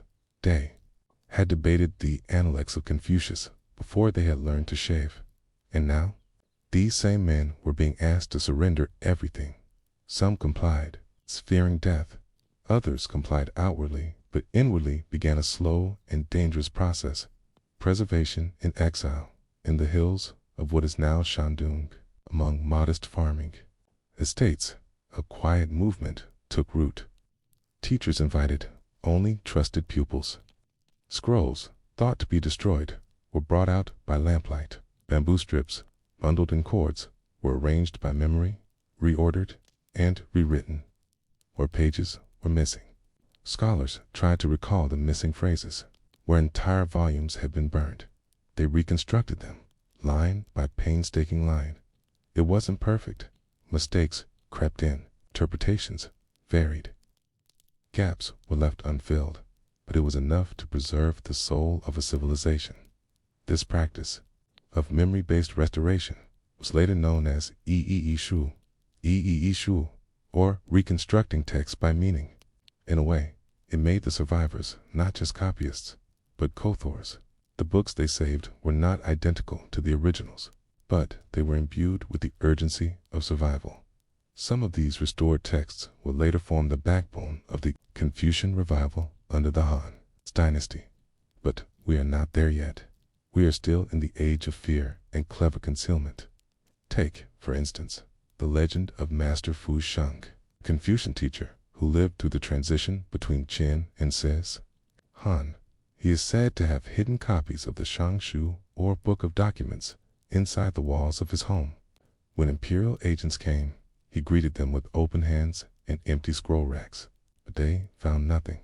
But the texts were there, behind the plaster. Years later, under Emperor Wen of Han, Fu Sheng's house was reopened. The old man, now nearly blind, recited what he remembered. His descendants helped transcribe the rest. What emerged was a fragmented, but still vital, copy of one of China's most important historical works. A survivor, one text among hundreds that vanished. You might ask, why didn't people resist more openly? Why was there no widespread protest? The answer is simple. They were not allowed to gather under the Qin legalist regime. Group meetings, even informal academic discussions, were seen as breeding grounds for sedition. Citizens were encouraged to inform on one another. Rewards were given for identifying hidden scrolls. Penalties for disobedience were collective. If one person in a household was caught with banned materials, the entire family could be punished in such an environment. Bravery became quiet. A scholar might write a single line of a forbidden text on a clay shard and hide it in a garden jar.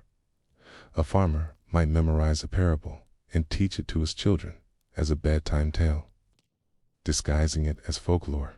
Entire passages of once celebrated histories were turned into riddles, proverbs, and coded poetry. Even silence became a kind of archive, a place where the unspoken might one day be spoken again. And then, just as suddenly as it began, it ended. The Qin dynasty collapsed. It did not last long. Barely 15 years from unification to collapse. The weight of centralization, corruption, and rebellion proved too much. After the death of Qin Shi Huang in 210 BCE, his empire crumbled. Peasants revolted. Generals turned on one another. A capital burned. In the vacuum that followed, a new dynasty rose, the Han, and with it, slow and uneven restoration of what had been lost. But here's where the story becomes complicated. Not all the banned books were recovered. Even under the Han, imperial control of knowledge continued. Some texts were edited, others rewritten. The Han rulers embraced Confucianism, but reshaped it to suit their needs. The result? A canon of restored literature that was part memory, part reconstruction, and part reinvention. Imagine that. You are reading a book believed to be written hundreds of years ago, but parts of it are guesses. Other parts are edited to match current policy, and some are inventions so old they're believed to be authentic. This is the fragile state of cultural recovery, and yet it's all we have. Among the books thought to have been lost forever, the original writings of Mozi, founder of Mohism, a philosophy that rivaled Confucianism in its time. Legalist critiques that may have challenged Qin orthodoxy from within. Early Taoist texts with ritual practices no longer understood. Regional histories of the warring states period. Perspectives from the losers, not the winners. What happens when only the victor's version of history survives? What's erased isn't just text, it's possibility. A whole ecosystem of ideas, ways of thinking, seeing, arguing, wiped out because they didn't serve the present. And this is why the Qin book burning, though brief, remains one of the most chilling examples of state censorship in the world. It's history, because it worked. Not completely, not forever, but just enough. Enough to make 1,000 questions unanswerable.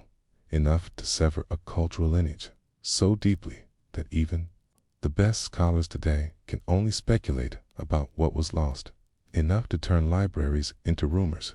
Enough to remind future emperors, perhaps modern governments, that the written word, once controlled, becomes a tool not of learning, but of forgetting. Still, the human spirit is hard to suppress. In the centuries after the fall of Qin, China saw the rise of massive projects to catalog knowledge. The Yongle Daidinian of the Ming Dynasty, the Siku Quanchu of the Qing. Vast compilations meant to preserve, organize, and glorify, but always with a lesson from the past, whispering at the edges. What is preserved can be erased. What is remembered can be burned. What is true can be rewritten. And so, the quiet heroes of the Qin era, the buried scrolls, the whispered teachings, the fathers who disguised philosophy as nursery rhymes, became the invisible foundation of what came after. They saved just enough for future generations to rebuild. But the question remains, how many more scrolls might lie waiting beneath ancient foundations? How many forgotten books might still sleep, their bamboo strips curled with age, their ink faded but not gone? Might we one day find them? And if we do, will we know how to read them? There is a strange silence that follows fire, not the roaring kind that consumes palaces, but the quiet one that creeps in afterward when ashes settle, and no one speaks of what they once held. The aftermath of the Qin dynasty's literary purge, that silence lingered not just in libraries, but in conversations, schools, and even the landscape itself, where once there had been bamboo scroll makers bustling in marketplaces. Now there were workshops turned over to bureaucracy, where students once carried bundles of texts wrapped in cloth. Now they bore blank slates or lists of legal directives. The culture that had prided itself on debate, memory, and generational wisdom suddenly found itself navigating a world stripped of intellectual lineage. What was truly lost? There's no definitive list. We know from records written after the fact that the Qin decree mandated the destruction of works that belonged to the 100 schools of thought, a phrase used to describe the diverse intellectual traditions of the warring states. Period. But the titles mentioned are often vague or referenced only in fragments. The Shangshu, the Shijing, the works of Confucius and his disciples, these we know were banned. But what of the other thinkers? Consider Shen Dao, a lesser-known legalist whose works might have contained insights into ethics, covenants, or even early secularism. His ideas were once taught in parallel with the more famous Han Fizi, and yet little remains. Or think of the writings of Mozi's philosophy emphasized universal love, Jian, AI, and meritocracy over aristocracy, though later Confucian scribes tried to revive parts of his doctrine. Much of it was already gone. Mozi had rejected elaborate ritual and hierarchy. That made him politically inconvenient in any dynasty seeking central control. So his books were not simply burned, they were also excluded from subsequent restorations. The Lushi Chunchu, a vast compendium created under Chancellor El Bouet during the late warring states, somehow survived. The scholars suspect it was censored even before the Qin edicts, passages missing, themes neutered. Could it be that the editors themselves knew what was coming? Even more elusive are the regional writings, the poems, annals, and records kept by minor states and hill communities. These weren't stored in grand libraries, but in family homes, temple annexes, and village schools. When the Qin order came down, many of these fragile texts were likely destroyed by their keepers themselves. Out of fear, there's a term in historical linguistics, dead letter. It refers to a character, word, or phrase that once had meaning, but no longer functions. In the aftermath of Qin's censorship, entire philosophies became dead letters, not only unreadable, but unmentionable. And yet, traces remain. Here's where we must step carefully into the delicate work of historical archaeology. Textual criticism and comparative literature.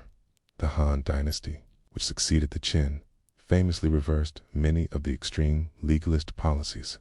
Emperor Wu of Han embraced Confucianism, not just as a philosophy, but as state ideology. Old men who had hidden scrolls were invited to court. Those who could recite lost books were asked to do so, even if they could barely see or walk. These restorations, folksu, are how we know what little we do today. But the very act of restoring a text, especially one passed down orally or from fragmentary memory, introduces distortion. Consider the game of telephone. Imagine now that centuries pass between each whisper. By the time the Han scholars compiled the Confucian canon, much of what they had was likely not what the original authors had written. And yet, those Han versions became the standard, taught for 2,000 years. Did the original Analects say something radically different?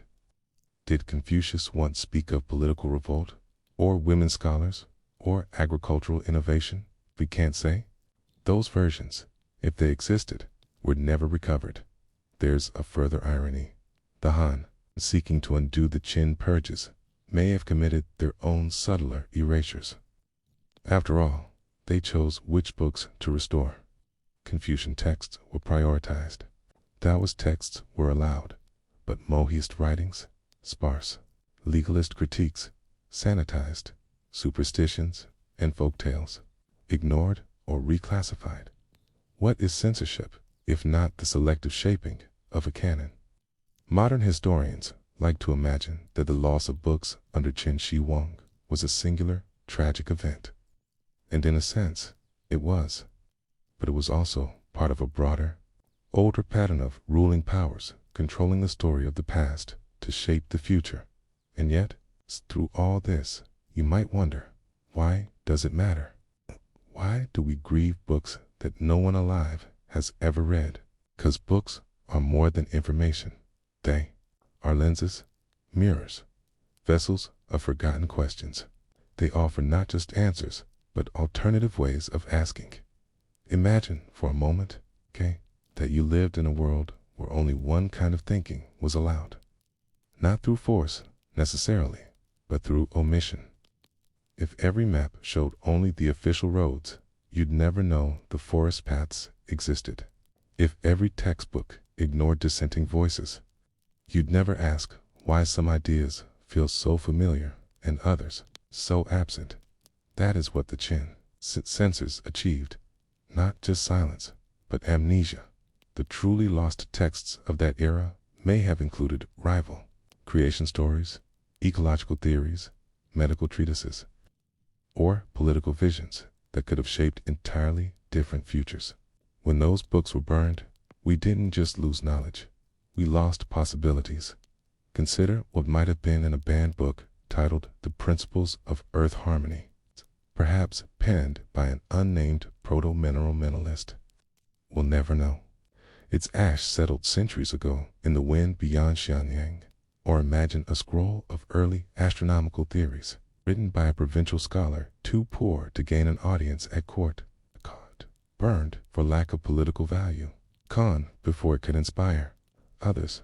What about personal journals, diaries of commoners, poets, or midwives? Most of these were never even considered worthy of state preservation. And yet, they may have offered the most accurate portrait of daily life in early China. Their absence is like a museum with walls, but no paintings. Even more sobering is the possibility that among the burned texts were critiques of the Qin system itself. Thinkers who anticipated the collapse, who understood that centralized, punitive rule could not last. If such warnings existed, they were silenced before they could be heard. History repeats itself. They say, but only when forgotten. Still, the legacy of that loss is not all despair.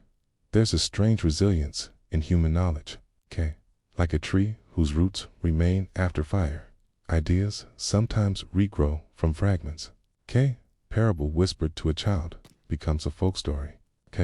Proverb recited at a funeral survives as ritual. A line scratched on a tombstone inspires a school of thoughts centuries later. And in this way, even the books lost under the Qin fire may not be completely gone, because memory is leaky, yes, but also sticky. It clings to the unexpected, the quiet, the soft repetition of tradition, and perhaps, one day, somewhere beneath the collapsed farmhouse, or hidden in a scroll case tucked behind an ancient statue, someone will find a strip of bamboo etched with words no one has seen in 2,200 years. And someone will read them and wonder, was this the missing piece? The forgotten thought? The voice that was silenced and now returns. It is difficult to imagine silence in a city as vast as Alexandria, a port swollen with boats creaking against the water, markets ringing with traders' cries, scholars debating in marble courtyards, and students scribbling notes in shaded alcoves. And yet, amid all this sound, peculiar hush surrounded one particular woman, cloaked in linen, gliding through crowds, clutching a scroll. Her name was Hypatia, and the scroll she held may have been one of the last remnants of the great Library of Alexandria. You are likely familiar with the tragedy of the library itself. Tales of its destruction are whispered with a reverence reserved for lost civilizations. The scrolls, perhaps hundreds of thousands, contained the lifeblood of ancient science, medicine, philosophy, and mathematics. And while the true scale of the loss is debated by historians, one thing remains certain: what was burned or stolen left a void in human knowledge. But less often told is the story of the people who tried to preserve that knowledge. Among them, Hypatia of Alexandria stands as a final, flickering flame. She lived in the late 4th and early 5th century CE, during a time when Alexandria was undergoing violent transformation. The Roman Empire, once tolerant of diverse belief systems, was now embracing Christianity as the state religion. And, with that embrace came the rejection, often violent, of competing philosophies, especially those rooted in the old pagan traditions. Hypatia was born into this storm. Her father, Theon of Alexandria, was a noted mathematician and astronomer, likely one of the last scholars affiliated with the remains of the museum, the institution often associated with the Library of Alexandria. By the time Hypatia came of age, the grand halls of scrolls and sculptures had faded. The library itself had long since been damaged by war, decree, or neglect, depending on which century you're reading. But small collections remained, private ones, hidden ones, scrolls tucked away by the cautious, the stubborn, or the hopeful. Theon raised his daughter in the intellectual traditions of Greek antiquity. She learned geometry, algebra, and astronomy. But she also studied philosophy, especially the Neoplatonist teachings of Plotinus and Plato.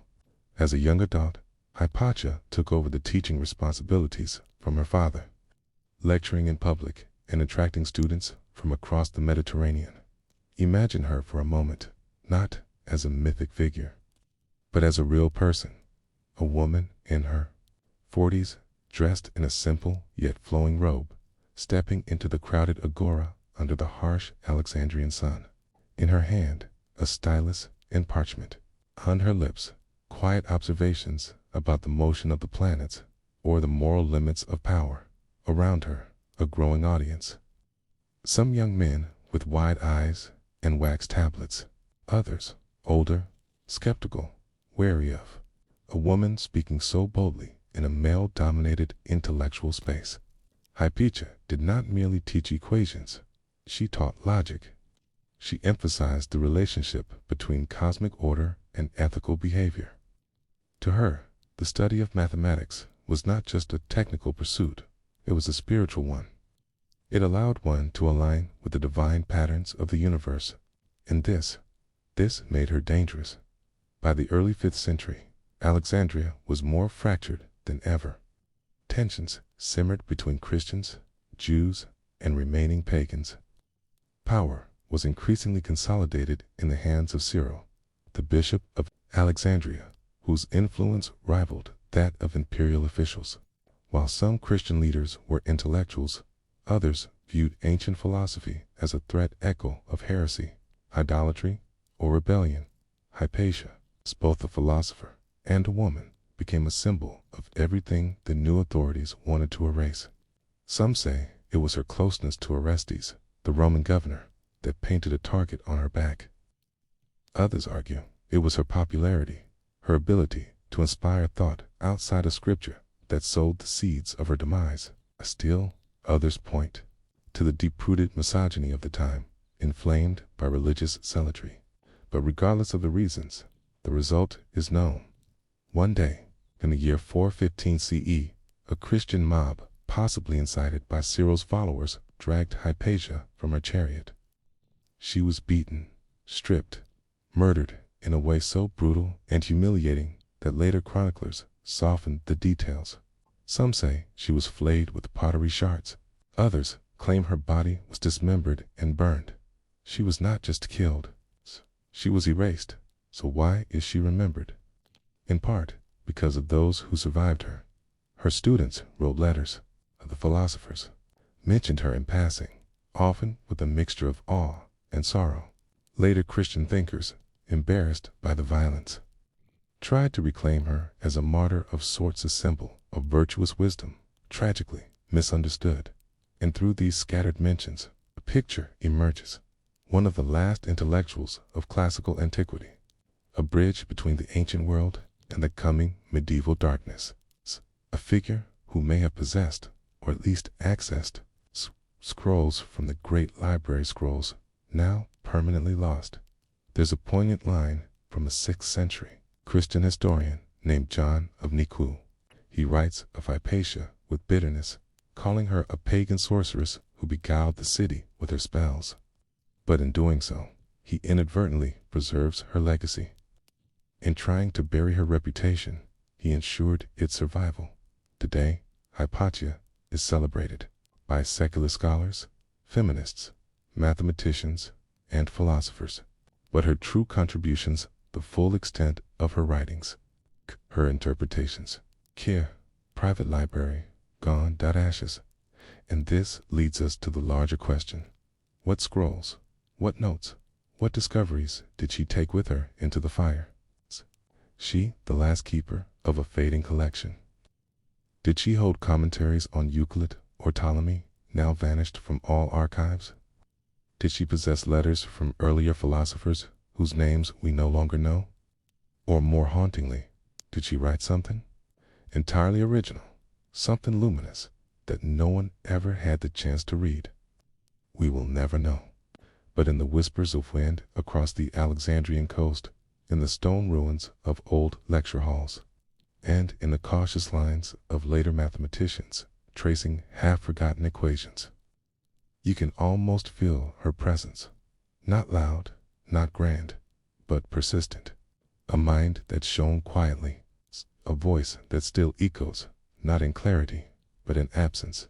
And it is this silence, this missing voice, that reminds us the greatest tragedies in history are not always the loudest, okay?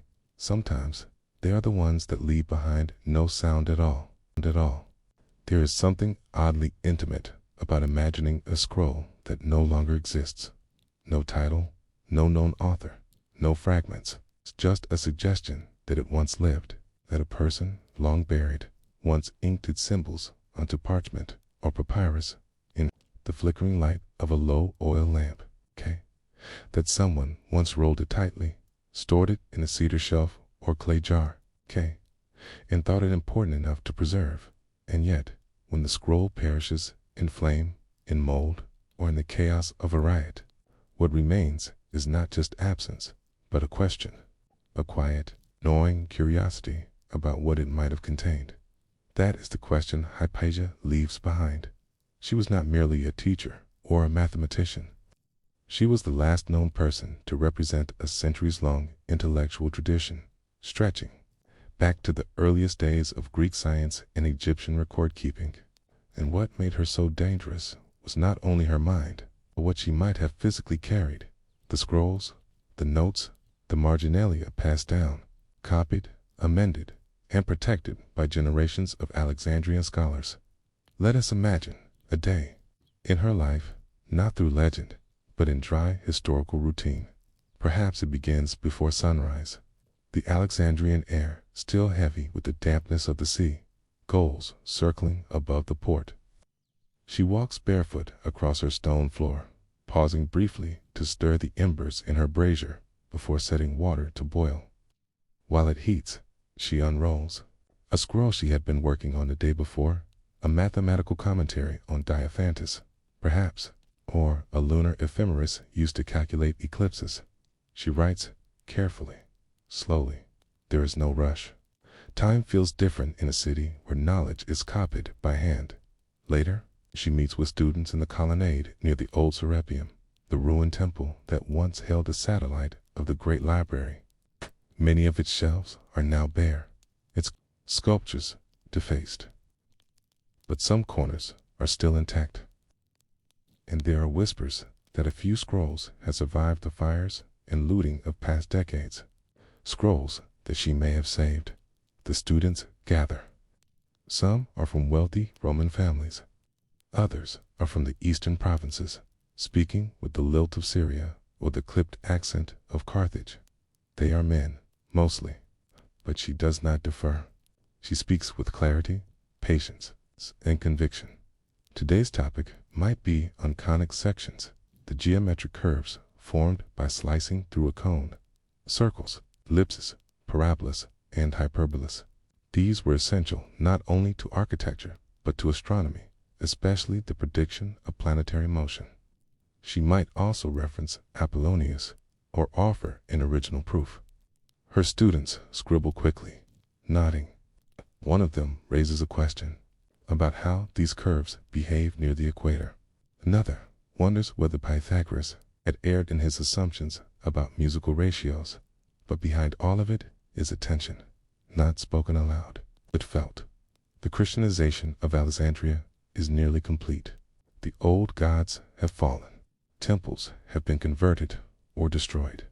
New bishops now control public life, and imperial edicts support them.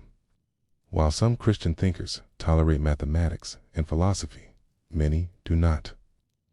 They see Hypatia not just as a pagan, but as a representative of a decaying world order, one where truth was discovered through reason rather than revelation, and so Hypatia must be careful. Her scrolls are valuable, yes, but they are also dangerous.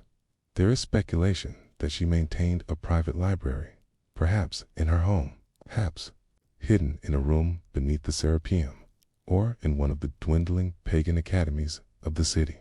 These scrolls, some originals, others copies, would not have survived the public raids.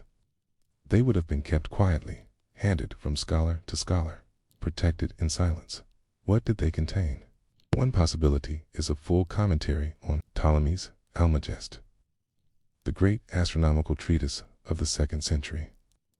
C.E. Ptolemy's work had defined the geocentric model of the cosmos for generations, and while later Islamic scholars would preserve and critique it, many of the original manuscripts in Greek may have passed through Hypatia's hands.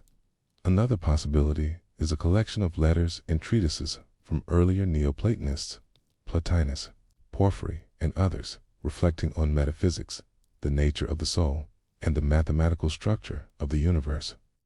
These would have been deeply at odds with emerging Christian theology, and so, when the time came, they would have been burned or hidden. There is even a faint, almost mythic suggestion that she may have had access to older, more obscure texts, writings from pre-Hellenistic Egypt, translated into Greek centuries earlier.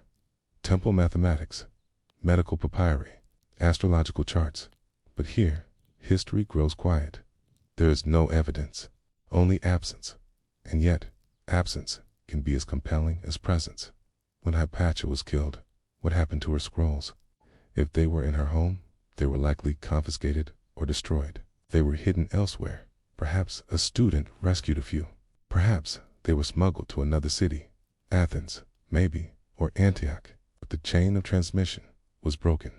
The footnotes stopped. The margins were no longer annotated. It's knowledge, real, intricate, hard-won knowledge, simply disappeared. This is not an uncommon story. Throughout history, intellectual traditions have vanished with shocking speed. The Mayan codices, the bamboo scrolls of ancient China, the oral histories of pre-Islamic Arabia, even the engineering treatises of Roman architects, lost for centuries before a fragment resurfaced in a German monastery in the 15th century. What makes Hypatia's case so haunting is how close it feels. She lived at the tail end of classical antiquity, just before the door closed. She was not an anonymous figure. She had names, students, letters. And yet, her writings, if they ever existed in durable form, are gone. The irony is that her death is remembered precisely because of the intellectual vacuum it symbolizes. If her scrolls had survived, perhaps she would be seen merely as another scholar. But because they did not, she has become a symbol, not of what was known, but of what was lost. And this brings us to a broader, sobering truth. The destruction of the Alexandrian Library was not a single event. It was not one fire, one conquest, or one mistake. It was a process, slow, grinding erosion of curiosity, a replacement of inquiry with doctrine, coercing with authority, and people like Hypatia were its casualties. Imagine again that final morning, the mob gathering, the tension in the streets, the sound of sandals on stone, the growing chant of voices. Hypatia, perhaps warned, perhaps unaware, stepping into her chariot as she had done 100 times before. They stop her, pull her down. The details of what happens next are too grim for repetition, but somewhere, perhaps in a drawer or under a loose tile, her scrolls sit untouched for a while, then found, or burned, or buried. We'll never know, but the silence they left behind is deafening, and so we are left with fragments, mentions, footnotes in later texts, a phrase here, a theorem there, pieces of a mind we cannot fully recover. What do you do with a life like that? One that burned brightly, but left no writings. One that taught students who later vanished into obscurity. One that may have held the last whispers of a vanished world. You remember her. You say her name. You let the silence speak, and as you drift, in thought or in sleep, you wonder, what did she know that we have forgotten? What the stars looked like, not in myth, but in mathematics. What equations lay hidden in temple walls. What harmonies she heard when plotting the orbits of the planets. Beauty, once written in ink, is now only dust, only dust. The streets of Alexandria would have been quieter after the murder. Not literally, of course.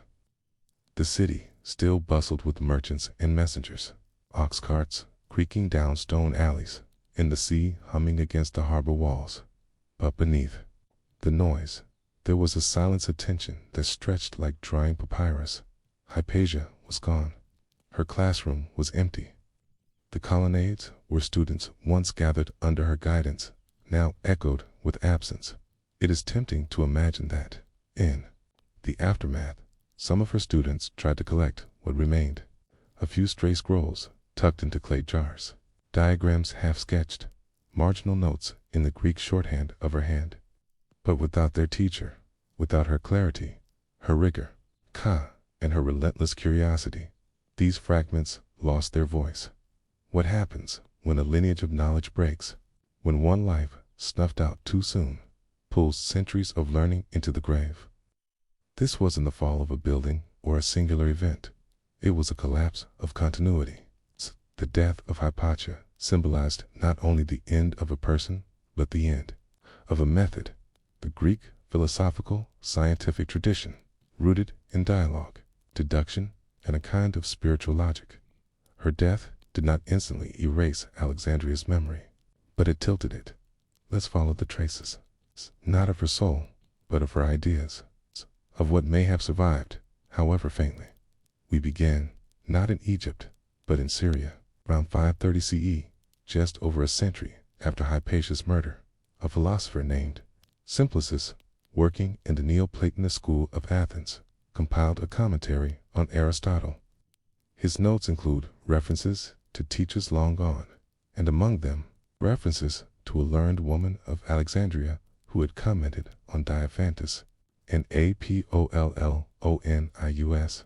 Is this Hypatia? Most scholars believe so. The Hypatia name is not directly cited. It is as though she lived only in the footnotes, a whisper in the scholarly margins.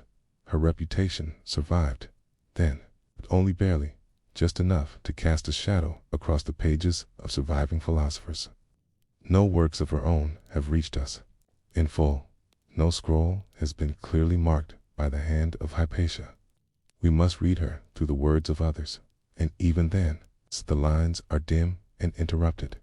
There is an image that lingers, not a portrait, but a feeling of a woman seated, cross-legged. Scrolls spread before her, lips moving silently as she checks a student's proof.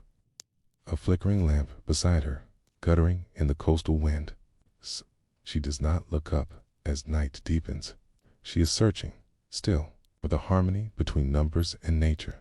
That search was taken up centuries later by other scholars in Baghdad, Cordoba, and Constantinople.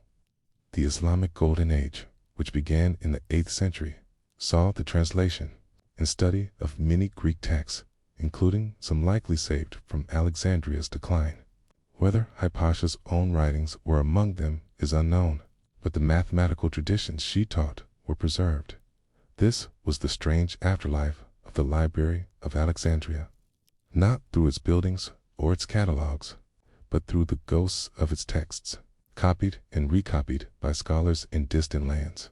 One such scholar was Al-Kindi, the 9th century Arab philosopher who translated many works of Greek logic and astronomy. He never mentions Hypatia, Atea, but some of the problems he solves, some of the formulas he refines, bear echoes of Alexandrian methods, techniques that may have passed from teacher to student in the generation before her, methods Hypatia might have taught, and which were quietly copied into Arabic centuries later. And then there was Al-Hazen, the father of modern optics, who worked in Cairo in the 11th century. His experimental approach to vision and geometry was rooted in mathematical reasoning, a tradition deeply Greek in origin. Could he have known of Hypatia? Unlikely, but he studied in a city where her name, once whispered, may still have lingered in dust-covered corners. Her legacy became less a story and more a resonance, kind of invisible thread running through centuries of scientific thought. By the Renaissance, curiosity about ancient science revived in Europe, and in 1720, nearly 1,300 years after Hypatia's death, her name was formally restored to the Western canon. Scholars like Edward Gibbon and Voltaire held her up as a symbol of reason, of free inquiry, of the tragic loss caused by religious extremism. But something had changed. She was no longer remembered as a mathematician or astronomer. She had become a myth, a martyr of learning, a secular saint, the real woman with her ink-stained fingers, her voice precise but kind. Her daily walk from home to colonnade was gone. In her place was an icon. Statues were made, paintings rendered, plays performed, but the scrolls still missing. The last physical connection to her thought had vanished long ago. And yet, if you listen closely, you can still hear her, not in books, but in questions. What is the nature of the universe? Can numbers reveal hidden truths about the cosmos? Should knowledge be pursued for its own sake, regardless of dogma or decree? These are Hypatia's questions, though she never claimed them as hers. And they are still being asked today in lecture halls, in labs, in the quiet reflections of students scribbling formulas on notebooks. There is a peculiar kind of grief in realizing that one of the last thinkers connected to the Library of Alexandria lived, taught, and died, and we do not possess a single full sentence of her writing. But there is also something beautiful, because knowledge is not only preserved through paper, it lives in traditions, in methods, in the shape of thought. And so, perhaps, the best way to honor Hypatia is not to mourn the scrolls she lost, but to recognize the patterns she passed on, to trace a curve and wonder what it represents, to solve a proof and know that someone, centuries ago, asked the same question to teach, patiently, carefully, even when the world is burning, even when the scrolls have been turned to ash. And now, as we close this fifth and final story in what was erased from history, the lost books of Alexandria, we ask a final question. What might we be losing now, in silence, in haste, in neglect, that future generations will never recover? The answer may not come from history books. It may come, instead, from the quiet spaces, the corners where ideals wait, unsung, for someone to carry them forward.